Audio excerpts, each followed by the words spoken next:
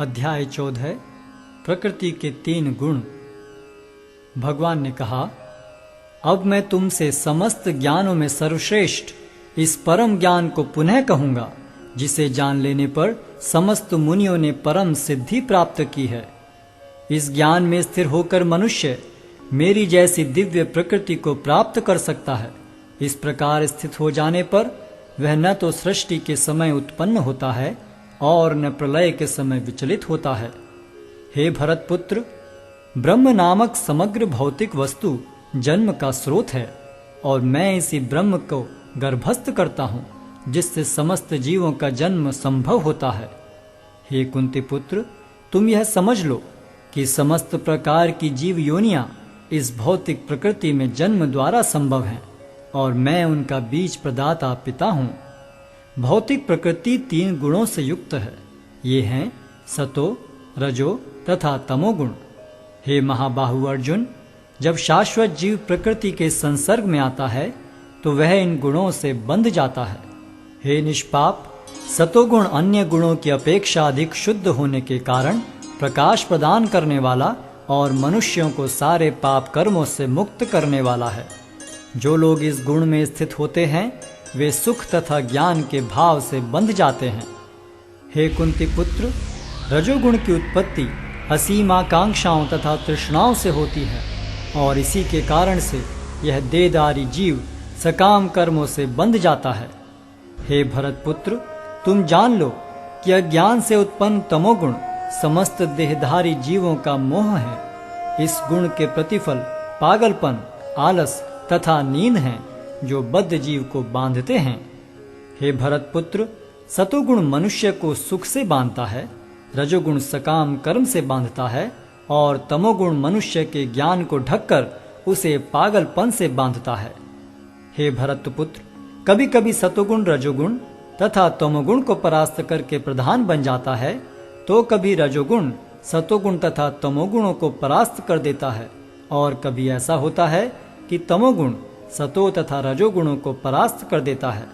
इस प्रकार श्रेष्ठता के लिए निरंतर स्पर्धा चलती रहती है।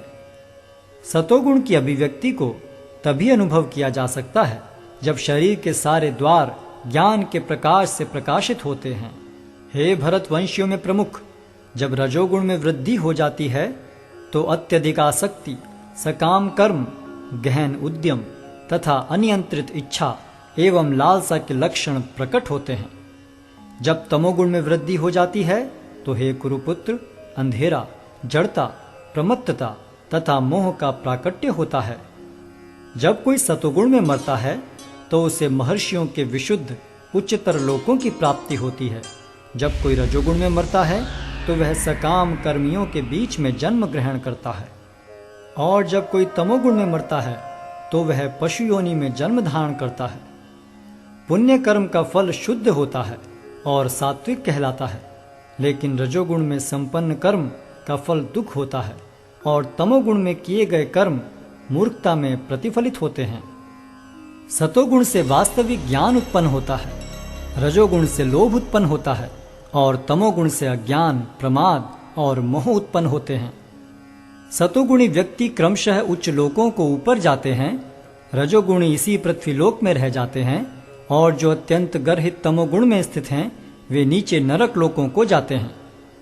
जब कोई यह अच्छी तरह जान लेता है कि समस्त कार्यों में प्रकृति के 3 गुणों के अतिरिक्त अन्य कोई कर्ता नहीं है और जब वह परमेश्वर को जान लेता है जो इन 3 गुणों से परे हैं, तो वह मेरे दिव्य स्वभाव को प्राप्त होता है।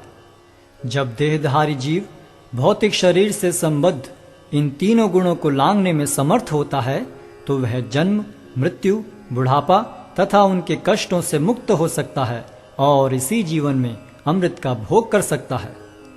अर्जुन ने पूछा, हे भगवान, जो इन 3 गुणों से परे हैं वह किन लक्षणों के द्वारा जाना जाता है?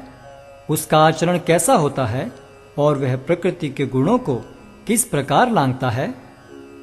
भगवान ने कहा, हे पांडुपुत्र, जो प्रकाश, आसक्ति तथा मोह के उपस्थित होने पर न तो उनसे घृणा करता है और न लुप्त हो जाने पर उनकी इच्छा करता है, जो भौतिक गुणों की इन समस्त प्रतिक्रियाओं से निश्चल तथा विचलित रहता है और यह जानकर कि केवल गुण ही क्रियाशील हैं, उदासीन तथा दिव्य बना रहता है, जो अपने आप में स्थित है और सुख तथा दुख को एक समान मानता है, जो मिट्टी के ढेले, पत्थर एवं स्वर्ण के टुकड़े को समान दृष्टि से देखता है, जो अनुकूल तथा प्रतिकूल के प्रति समान बना रहता है, जो धीर है और प्रशंसा तथा बुराई, मान तथा अपमान में समान भाव से रहता है, जो शत्रु तथा मित्र के साथ समान व्यवहार करता है और जिसने सारे भौतिक कार्यों का परित्याग कर दिया है, ऐसे व्यक्ति को प्रकृति के गुणों से अतीत कहते हैं।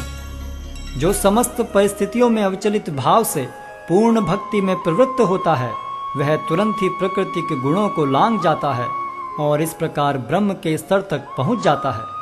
और मैं ही उस निराकार ब्रह्म का आश्रय हूँ, जो अमर्त्य, अविनाशी तथा शाश्वत है और चरम सुख का स्वाभाविक पद है।